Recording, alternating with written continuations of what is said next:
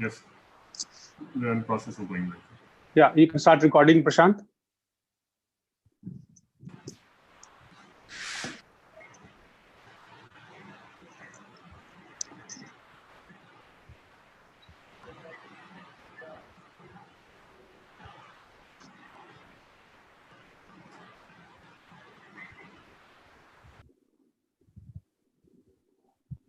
Everybody be on standby, please. Randeep sir, you can start in 15 seconds. You please go ahead and then Chidambaram ji will begin. Give us a go ahead that you are ready to go live. After I read my first sentence, if there's any problem, let me know, Randeep. No problem, sir. We'll start recording. We are already recording.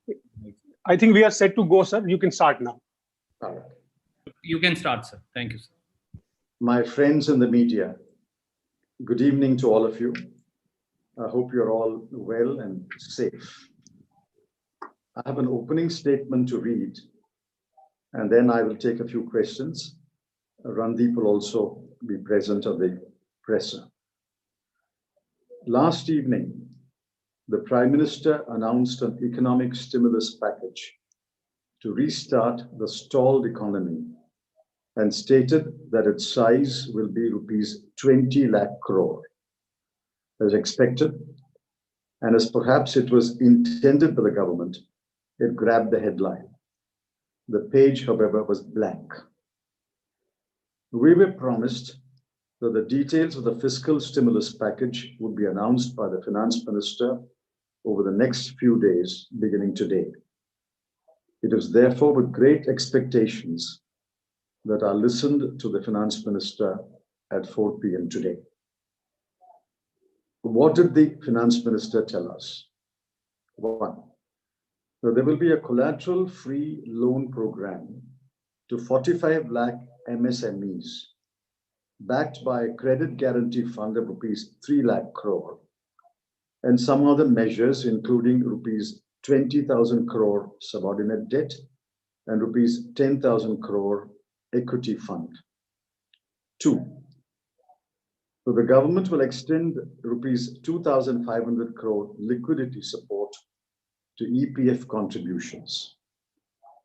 Three, so the government will give credit guarantee for NBFCs investing in debt instruments of MSMEs, housing finance corporations, and MFIs for rupees 30,000 crore. Four, that the liquidity will be provided to generating companies and discoms. Five, the time will be extended by 6 months for government contracts. Six, that the TDS rate will be reduced up to 31st March 2021. This involves rupees 50,000 crore, and tax refunds to all will be expedited. These are liquidity-related and regulatory measures. I wish to keep my opening comments brief and focused. Let me first point out that there is nothing, absolutely nothing, in what the Finance Minister said today for the lakhs of poor, hungry, and devastated migrant workers who have walked, and many thousands are still walking back to their home states. This is a cruel blow dealt to those who toil every day. There is also nothing, absolutely nothing, by way of cash transfer to the bottom half of the population, 13 crore families who've been pushed into destitution. Only yesterday, Professor Thomas Piketty pleaded for cash transfers to the poor. The Finance Minister announced some support measures for MSMEs. Although my comment is, the measures were skewed in favor of the larger MSMEs, about 45 lakh MSMEs. I think the bulk of the 6.3 crore MSMEs were left high and dry. We welcome the offer of subordinate debt, rupees 20,000 crore, and equity corpus fund. Just a moment. Oh, just a moment. Just a moment, I've got it now. Yeah, we welcome the offer of subordinate debt rupees 20,000 crore, an equity corpus fund of rupees 10,000 crore, but we will await the terms and conditions. The devil is in the detail. On the credit guarantee fund, it is not the entire fund that will be actually spent. The expenditure will be limited to the extent of NPAs in the outstanding guaranteed credit to MSMEs. Assuming an NPA level of 20 to 50%, the actual expenditure over the period of the loans, which may be years, will be a maximum of rupees 3 lakh crore. We will also count the rupees 30,000 crore credit guarantee to NBFCs. We will therefore include rupees 3,60,000 crore in the rupee 20 lakh crore package. I refrain from commenting on liquidity related measures. Such measures do not amount to fiscal measures of support, and nowhere in the world are they included or counted in a fiscal stimulus package. Where is the rest of the rupees 16.4 lakh crore? The government is a prisoner of its own ignorance and fears. The government must spend more, but it is not willing to do so. The government must borrow more, but it is not willing to do so. The government must allow states to borrow more and spend more, but it is not willing to do so. Except for the modest MSME package, we are disappointed with today's announcements. Randeep? Thank you sir. दोस्तों, जो आदरणीय Shri P Chidambaram जी ने कहा, बहुत संक्षिप्त में उसका व्याख्यान मैं हिंदी में करूंगा. कल प्रधानमंत्री जी ने 20 लाख करोड़ का आर्थिक पैकेज देश को देने की घोषणा की. प्रधानमंत्री जी ने देश को हेडलाइन तो दी, पर मदद की हेल्पलाइन का आज तक देश को और देशवासियों को इंतजार है. आज देश की वित्त मंत्री माननीय निर्मला सीतारमण जी ने जो पैकेज की घोषणा की, लिक्विडिटी इन्फ्यूजन पैकेज की, उसकी तफसील आदरणीय पी चिदम्बरम साहब ने आपको बताई. पर उसके 6 महत्वपूर्ण पहलू हैं जिसने देश को घोर तरीके से आज निराश किया है.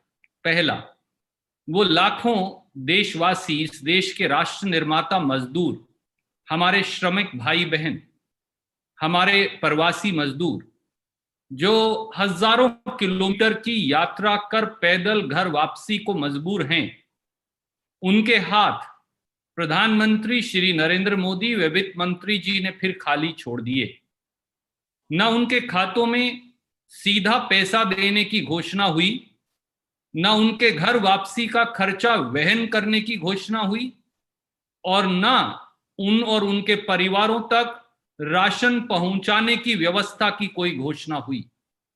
और इस देश का राष्ट्र निर्माता मजदूर आज अपने आप को ठगा हुआ पाता है जब वो नंगे पांव परिवार के साथ सड़क पर चल, पांव में घाव लिए, राहत की उम्मीद लिए सरकार की ओर देखता हुआ जा रहा था, पर प्रधानमंत्री जी और वित्त मंत्री जी ने उसे कुछ नहीं दिया. यही हाल देश के अन्नदाता किसान का हुआ. एक तरफ बेमौसमी बारिश की मार से फसल नष्ट हो गई और दूसरी तरफ न्यूनतम समर्थन मूल्य मिल नहीं रहा. उत्तर प्रदेश, मध्य प्रदेश, छत्तीसगढ़, राजस्थान, पंजाब, हरियाणा, महाराष्ट्र, हर किसान की एक ही कहानी है. पर उस किसान के लिए भी आज के राहत पैकेज के अंदर एक फूटी कोड़ी न मिल पाई. यही नहीं, जो 13 करोड़ देश के सबसे गरीब लोग हैं, प्रोफेसर पिकेटी, जिनकी चर्चा आदरणीय चिदम्बरम साहब ने की और कहा कि सबसे पहली प्राथमिकता देश की आज उनके खाते और जेब के अंदर पैसा पहुंचाना था, वो 13 करोड़ गरीब भी देश के प्रधानमंत्री और वित्त मंत्री की ओर देखते रह गए और एक फूटी कोड़ी भारत सरकार के राजकोष से उनके खाते में नहीं पहुंच पाई. हमारे जो सूक्ष्म, मध्यम और लघु उद्योग हैं, उनकी संख्या लगभग 6 करोड़ 30 लाख है, 45 लाख छोटे उद्योगों को जो राहत दी गई उसका तो स्वागत किया है चिदम्बरम साहब ने और कांग्रेस पार्टी ने, पर 6 करोड़ 30 लाख में से क्या केवल 45 लाख MSMEs यानी छोटे लघु और मध्यम उद्योगों को राहत देने से काम चल पाएगा? और बाकी उद्योगों का क्या होगा? और उन 11 करोड़ लोगों का क्या होगा जिनकी तनख्वाह अब 2 से 3 महीने से नहीं मिली, क्योंकि इस राहत पैकेज में उन 11 करोड़ कर्मियों की चर्चा तक नहीं की गई। अगली बात जो आदरणीय चिदम्बरम साहब ने कही पार्टी की ओर से कि ये पूरी घोषणा लिक्विडिटी मेजर्स तो हैं, यानी कर्जा देने की एक लाइन तो आपने दी, पर फिस्कल स्टिमुलस कहां है? यानी जनता की जेब में पैसा डालने का प्रावधान कहां है? इस पूरे पैकेज में आम जनमानस या छोटी इकाइयों को सीधा 1 रुपया हासिल नहीं होगा, तो ऐसे में उनको गति और प्रगति कैसे प्रदान हो पाएगी? देश गति और प्रगति पैकेज की इंतजार में था। इस सारे पैकेज को मिलाकर जैसा चिदम्बरम साहब ने बताया, ये लगभग 3,60,3,70,000 करोड़ का लिक्विडिटी इन्फ्यूजन पैकेज है, फिस्कल स्टिमुलस पैकेज है ही नहीं। तो बाकी का 16,30,000 करोड़ रुपया 20 लाख करोड़ के आर्थिक पैकेज में से कहां है? इसका कोई जवाब नहीं दिया गया। स्वाभाविक तौर से देश का गरीब, देश का श्रमिक, देश का कामगार, देश का किसान, देश का मध्यम वर्गीय व्यक्ति, देश के नौकरी पेशा लोग और देश के MSME उद्योग, वो सब आज अपने आप को इस घोषणा को सुनकर निराशा के माहौल में पा रहे हैं। एक बार फिर मोदी सरकार ने देश के साधारण व्यक्ति को घोर तरीके से निराश किया है। धन्यवाद। आप कोई प्रश्न पूछना चाहें तो चिदम्बरम साहब से पूछ सकते हैं। पहला request sir, it is from Anand Patel from headlines today. Anand, please come in. It's India Today, Pranavji, now. Sorry, I'm so sorry. Sorry. All right. Yeah. So my question is about the 4 L's which the Prime Minister spelled out yesterday, sir. He said that the land, liquidity, labor, and laws will be forming the core of the stimulus package. We've already seen some kind of movement in terms of the labor reforms in states like UP, MP, Gujarat, and also Tripura is being talked about. Do you think that it has already started the kind of labor reforms which the Prime Minister was talking about? And do you think the timing is correct at a time when the migrant laborers are suffering so much? Yeah. Now, nothing in today's announcement touches upon labor, land, except to some extent on liquidity. Now, as far as labor reforms, so-called labor reforms announced by UP, Madhya Pradesh, the BJP-ruled states, I want to point out that the Bharatiya Mazdoor Sangh is opposed it. These are laws on the concurrent list, and they cannot be implemented without the concurrence of the central government. There is no clarity yet whether the central government will approve the amendments proposed by these BJP-ruled states. Besides, drastic changes in labor laws that have existed since, say, 1948 or so, ought not to be done in a crisis situation. They should be done when normalcy returns after consulting all stakeholders, particularly the trade unions, as well as the unorganized sector. This is the wrong time to do it. This is the wrong precedent set by the BJP states. But I will reserve my final comment until I know what the central government intends to do. These are not effective today. As far as land is concerned, and as far as laws are concerned, the finance minister said nothing about land or laws. She only mentioned one or two items relating to liquidity, but as Randeep pointed out, and I pointed out in my opening statement, liquidity support measures are never counted in a fiscal stimulus package. Liquidity measures operate on the supply side. Fiscal measures operate on the demand side. At the moment, the problem is the demand side, and the only way the demand side can be addressed is by putting money in the hands of the poor and the deprived. Thank you, sir. Sunil wants to ask. Sunil Prabhu from NDTV, please come in. Good evening, sir. I just wanted to check with you on the fiscal deficit, where, because you have been, fiscal discipliner in your terms as finance minister, the government now is with its extra upon 5 fiscal rough estimates. Do you kind of fiscal, or should this? Your audio is not continuous. Sunil, we can't hear you. Perhaps you should try again. Yeah. I heard the first part. Okay, sir. Yeah. So do you think the fiscal deficit should be given a go by?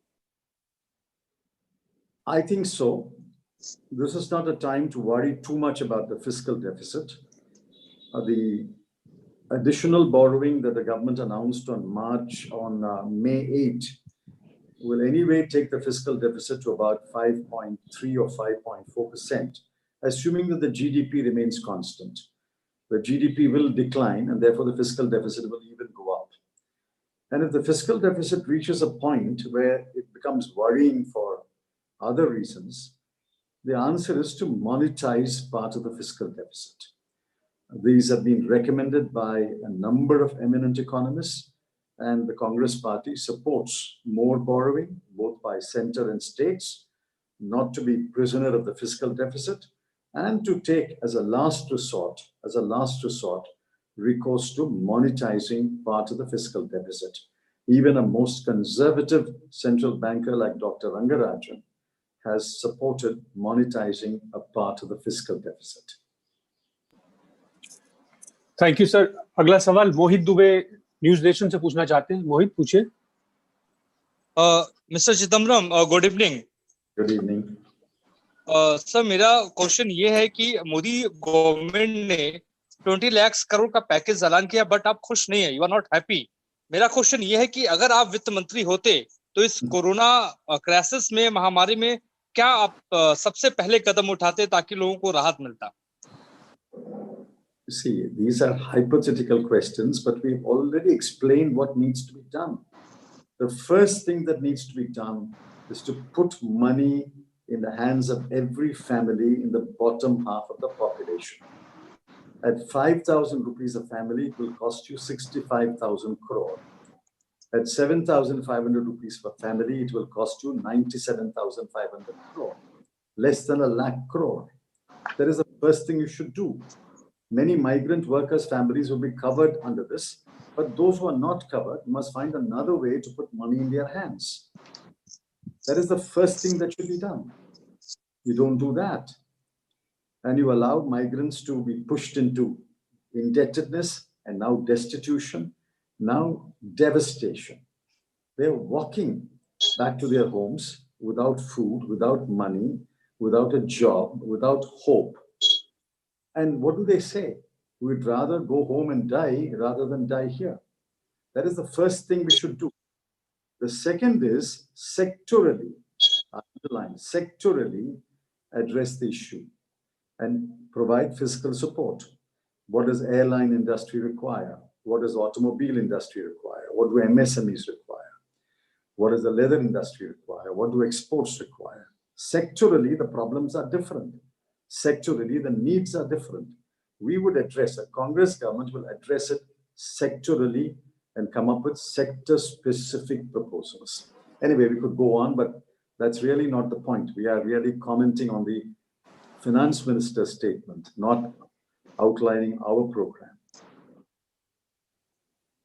We will move to the next question. Samya from Times Now wants to ask, is it on suo motu, Samya? Yes, sir. Sir, Okay, go ahead. ask about what do you think is any benefit for the middle class by and large? Because what we are hearing as responses coming out after listening to the finance minister is that the middle class feels entrapped, saying there is not much of a relief for them. So how do you read the finance minister's statement vis-a-vis from the point of view of the middle class? There is nothing in today's announcement for the middle class. I assume when you say middle class, you are referring to the tax-paying middle class as well as the non-tax-paying middle class, which means people who have an income of about, say, 2.5, 3 lakhs a year to about 10 lakhs a year. Now, for them, there's nothing. TDS has been reduced, but that's only a deferment of tax liability. It's a liquidity measure. It's not a fiscal measure. The date of filing has been extended. That is a regulatory measure.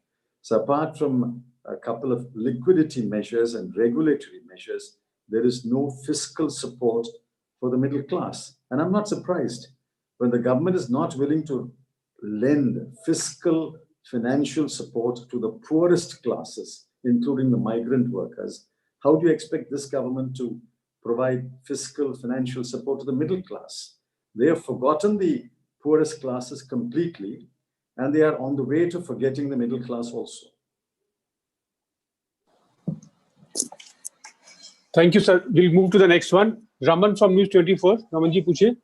Sir, आज कल prime minister ने अपने देश के नाम संबोधन में बार बार ये कहा कि आत्मनिर्भर भारत, मतलब भारत अपने पैरों पर कैसे खड़े हो। आज की प्रेस कॉन्फ्रेंस में भी आत्मनिर्भर भारत का जिक्र किया निर्मला सीतारमण ने, लेकिन जो माइग्रेंट लेबरर्स हैं या जो किसान हैं, उनको बिना मदद किए हुए क्या ये संभव है? I understand the question to mean, what is your comment on this Atma self-reliance? Now, nobody opposes self-reliance, but a self-reliant nation, a self-reliant economy will depend upon whether their farmers are reasonably self-reliant and self-sufficient, whether the working class is reasonably self-reliant and self-sufficient. Today, what we see before us is the farmers have been left to fend for themselves, as Randeep pointed out. Farmers across many states have lost their produce for many reasons. Procurement is slow. Procurement price is not being given to everyone. On some pretext or other, deductions are made. And the cost of inputs is not being reduced. Cost of fertilizer, pesticide, electricity are not being reduced. And the farmers have been left to fend for themselves. The PM Kisan applies only to 8.2 crore landlord farmers. The tenant farmers and the landless agricultural laborers on the farm have been left to fend for themselves. And I won't repeat myself, the working class, especially the poorest working class, has been left to fend for itself. If these sections, which make up about 60% or 65% of India's population, are not reasonably self-reliant and self-sufficient, what is the use of this slogan and what is the use of this hashtag? These are publicity-oriented measures. How many hashtags has this government come up with in the last 6 years? You count them, it'll probably run to hundreds. This hashtag also will be forgotten in a couple of months, and there will be a new hashtag. Thank you, sir. Sandeep Fukan from The Hindu wants to ask a question. Sandeep, please come in. Am I audible, sir? Yes, go ahead. Yeah, good evening. I just wanted to know, what is your take on these measures? Will they create demand? Do you think that you said that you will refrain from commenting on liquidity measures, but some would say that that will go a long way in terms of creating demand. Do you think that these measures are good enough to create demand in the immediate run? I have not heard of anyone arguing that liquidity measures will operate on the demand side. Fiscal measures operate on the demand side, liquidity measures operate on the supply side. We could go into the liquidity measures of RBI. What is the net result? The net result is outstanding credit on March 27 and outstanding credit today. It is declined by 1 lakh crore.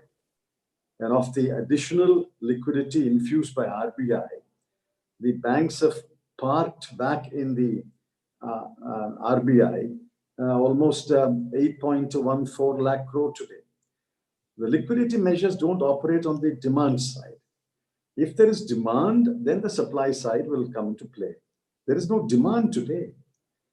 Therefore, fiscal measures alone will operate on the demand side. And as I've said, except for the modest package of MSMEs, which really applies only to about 45 lakh MSMEs and leaves out the bulk of the 6.3 crore MSMEs, I don't find anything in this package today that will stimulate the demand side of the economy.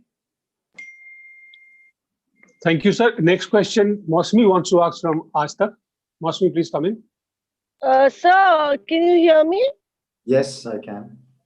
Right, sir. Sir, I wanted to ask you a question which is a part of the larger global debate that is raging as far as lives versus livelihood is concerned. So how much of opening of the economy is worth one life saved? Because is the government really going into an unknown territory with the people just reduced to a laboratory where the experimentation is going on vis-a-vis the risk that they're putting the public to? You see, this binary is wrong. And I want you to kindly disabuse yourself. There is a contradiction between the goals of life and the goals of livelihood. Both are intertwined. There cannot be life without livelihood. There cannot be livelihood without life. We must protect lives. We have taken a number of measures to expand our medical and health infrastructure, and we have kept the fatality ratio pretty low, about 3.3%. 3.3 is bad, but compared to the other countries, it's a reasonable achievement. Those who are ill or those who are infected will be treated. And I sincerely hope that lives will not be lost. But in the meanwhile, millions of people have been reduced to destitution. You saw pregnant women, children, disabled people walking miles and kilometers to their homes without food, without water, without medicine, without milk for their children, children bawling. And they say, if we are going to die, let's die here. Let's die in our homes. There is no contradiction between life and livelihood. Government says it needed time to prepare the medical and health infrastructure. They have had now 29 plus 17 plus another 14 days on May 17. That is enough. Now they have to modulate the zoning and the restrictions and the relaxations. And after modulating it, they have to start economic life again. People have to live. People have to earn a livelihood. And that is what I think the Prime Minister hinted. I don't want to anticipate what lockdown 4.0 will be like, but I do sincerely hope that they will take the Congress Party's advice and say that while the broad contours will be laid down by the central government, the actual restrictions and the actual relaxations will be decided by the state governments. And economic life has to start. Thank you, sir. Sir, I have got a couple of requests sent in, sir. This is from Business Standard. Archis wants to know, it's a two-part question. He begins by asking, is the government endangering capital and debt market by putting most of the burden of the package on them? And does the arithmetic of rupees 20 lakh crore add up? It seems the package might not even amount to rupees 12 lakh crore. Your comment, sir. My calculation is, as of today, the package adds up in a generous estimate to about 3.4 lakh or 3.5. But unless I see money transferred to the poor, unless I see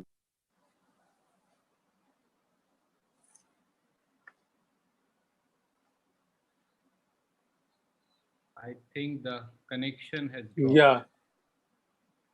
Well, Got we will disconnected. wait. No problem. We will wait, but I'll take the question in the meanwhile.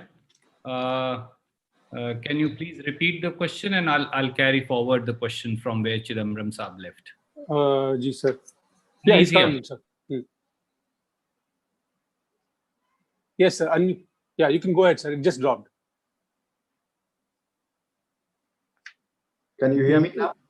Yes, we sir, can. hear. Go ahead, sir. Yeah. Is there any other question, or have I completed the answer to your question, or do you want anything more? I think we are good. Please ask the next question. Yes, we'll move to the next question, sir. This is from Outlook. Nicholas wants to ask this, that the finance minister repeatedly stressed on the earlier 1.7 lakh crore Garib Kalyan package to say cash transfer, ration, cylinder, etc. have been made to the poor. We continue to seek lakhs of migrants. We continue to see lakhs of migrants stranded without food or money. Is the government refusing to even acknowledge that there is an ongoing nearly 50-day-long migrant crisis in this country? Yes. Government is refusing to acknowledge there is a huge humanitarian crisis, something which India has not seen since 1948. This is the biggest human and humanitarian crisis that India has faced. Government refuses to acknowledge it. Now, for some reason, and I'm willing to give the benefit of doubt to the FM, FM did not include the 1.7 lakh crore package in the 20 lakh crore. She mentioned it in her prefatory statements.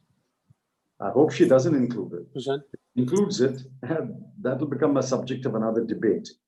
As I pointed out earlier, the 1.7 lakh crore is actually worth only 1 lakh crore.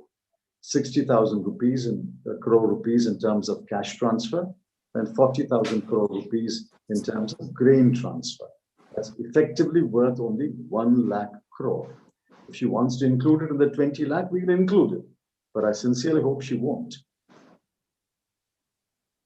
Thank you, sir. Niyamika wanted to ask a question. Back onto the floor. Niyamika, please come in.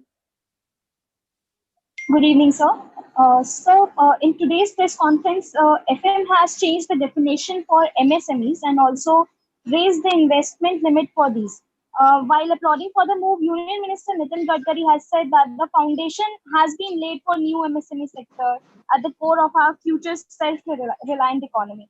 Your comments over that, sir, do you believe that these measures announced are sufficient enough to empower MSME sector which are got adversely affected by this pandemic? MSME definitions were long overdue to be changed. These have been in the works for several years. So broadly, I welcome the change of definition of MSMEs, but I have to read the fine print on the details before we finally conclude whether it is largely beneficial or there are some glitches. But I broadly welcome the liberalization of the limits of MSMEs because having regard to the passage of time and inflation and scale and the terms of production today, the MSME definitions deserve to be changed. Preeti from Sahara TV wanted to ask a question. Preeti, please ask me.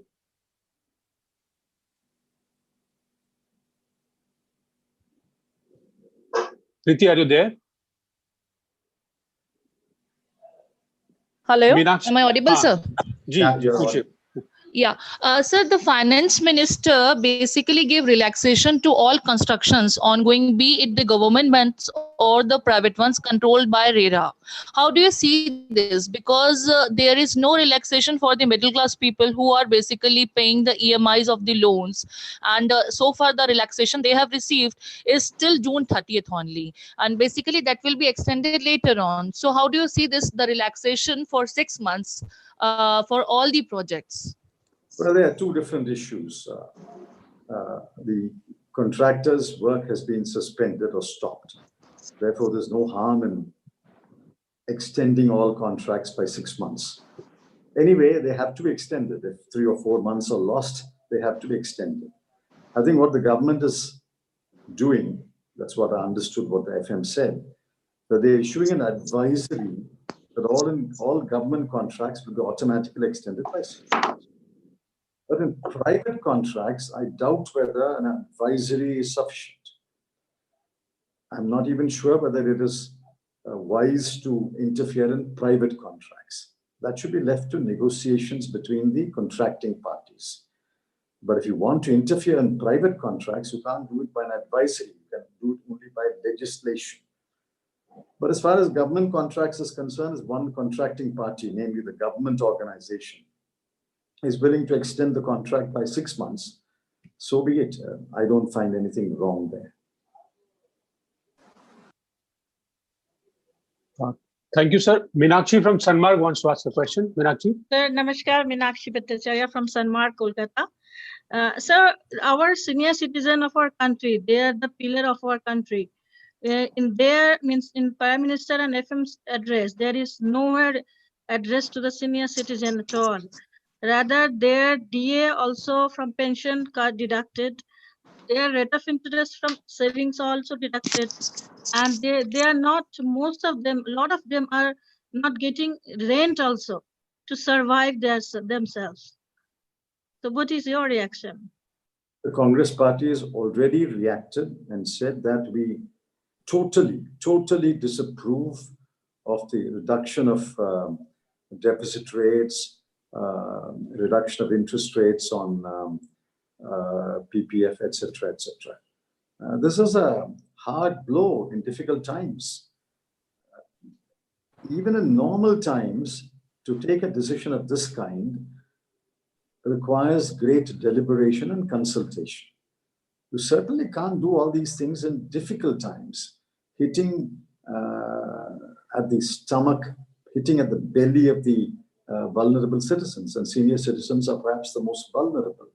We have totally disapproved of these reductions. Pranav, can we wind up now? Yeah, sir. I think Rahul Mishra is the last question that he's requesting. Okay. Thank you. Rahul. Thanks, Unmute sir. yourself.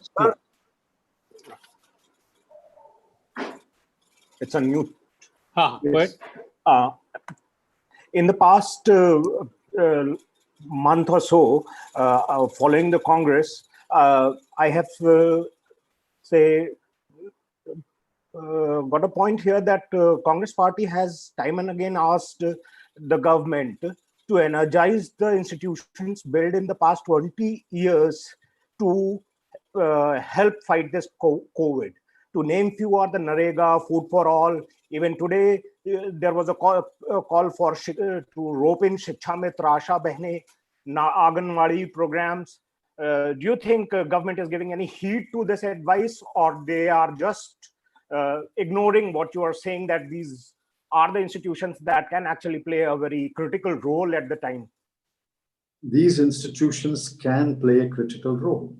It is because these institutions are operative and working that you have some successful examples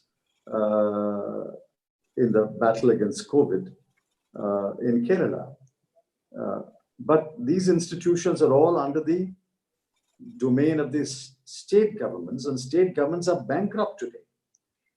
The central government doesn't give them grants and aid. It delays the GST share. It doesn't allow them to borrow more. They have cut wages for their employees. They have frozen the DA and the DNS relief. They are practically broke. And when Chief Minister after Chief Minister pleads with the Prime Minister, give us money, the Prime Minister doesn't respond. He didn't respond yesterday to that call. The Finance Minister didn't say a word about it today. And I pointed out in my opening statement, you must allow states to borrow more. You must allow states to spend more, for which they must borrow more. They have reached the limit of 3% in the FRBM. It has to be relaxed at least to 4 and maybe 4.5%. 4% up to relaxation up to 4% will allow the states altogether to borrow an additional 2 lakh crore. That will go a long way to, say, energize the Migrant program. For example, I know while Migrant is allowed under the MHA's notification, there's no Migrant work in practically any district of the country. I know in Tamil Nadu, there's no Migrant work in my own district. So I think it's important that the states are financially empowered. They're allowed to borrow more. They're allowed to spend more. They have taken over the leadership of the battle against COVID. And the leaders in the battle must be empowered, especially financially empowered. Thank you. So another request which has come in writing, a friend from Go News, Ajay, wants to ask, PM spoke about vocal versus local? Is it shift of strategy in post-COVID era? Is wants your reaction, sir? These are plays of word, and I compliment the PM on playing on the words vocal and local. Obviously, if locally manufactured goods is of acceptable quality and good quality, available at a reasonable price, people will patronize the local product. There are many, many products in India which may bear foreign brand names, but they are 100% local products. The ingredients are local, the manufacturing is local, the workers are local, the capital is also local. Just because it bears a foreign brand name like Colgate or Horlicks, it doesn't become a foreign product. It is still a local product. Therefore, people are buying Colgate, people are buying Horlicks, people are buying Vicks. So why do you say that we are not patronizing local products at all? We are patronizing local products. Don't mix up the foreign sounding brand name with the fact that the products are entirely local. Thank you, sir. Radeep, sir, I still see requests coming in. Log sab second round of सवाल पूछना चाह रहे हैं. I think Chidambaram Saab has extensively dealt with various facets. Of course, our friends have lots of questions.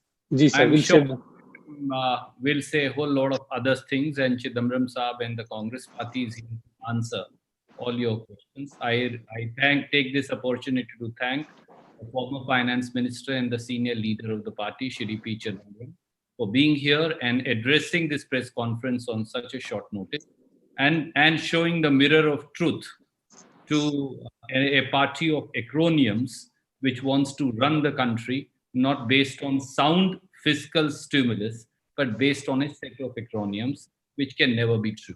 Thank you, sir, and thank you to all our journalist friends. Thank you, all of you. Thank you, sir. Thank you, everybody.